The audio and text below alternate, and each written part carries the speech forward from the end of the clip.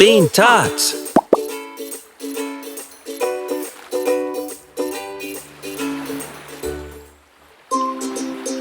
Wah, kita di pantai. Wah, Nuri.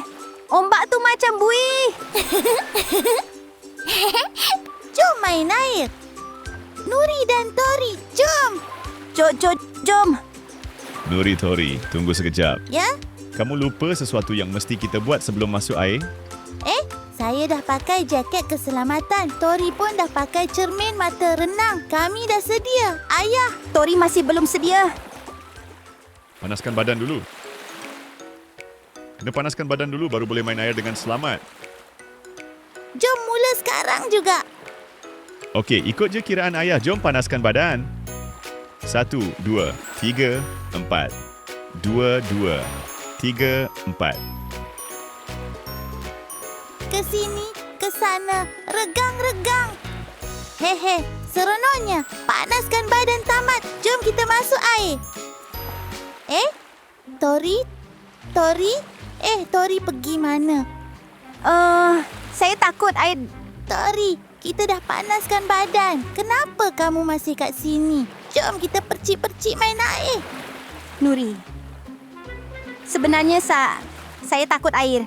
Saya duduk sini sajalah. Macam mana ni?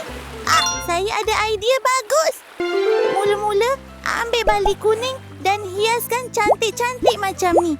Lepas tu, letak bendera dan kapal hebat Nuri pun siap.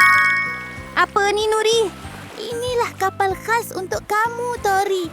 Encik Tori, dah sedia naik kapal hebat Nuri? Oh, macam seronok ni. Kapal hebat Nuri berangkat. Wah, Nuri! Terapung-apung seronoknya. Encik Tori, suka tak naik kapal hebat Nuri?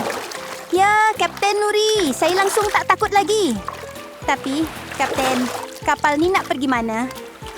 Kita akan pergi tengok ikan paus. Ada ombak. Hati-hati, Encik Tori. Wah!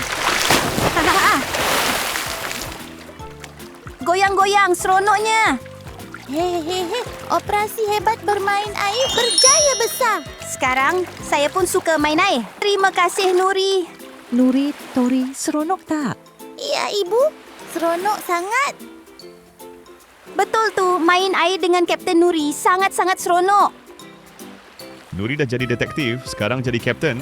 Lain kali Nuri akan jadi apa pula? Lain kali, Nuri akan jadi ikan lumba-lumba. Lepas tu, Nuri boleh main dengan kawan-kawan haiwan laut.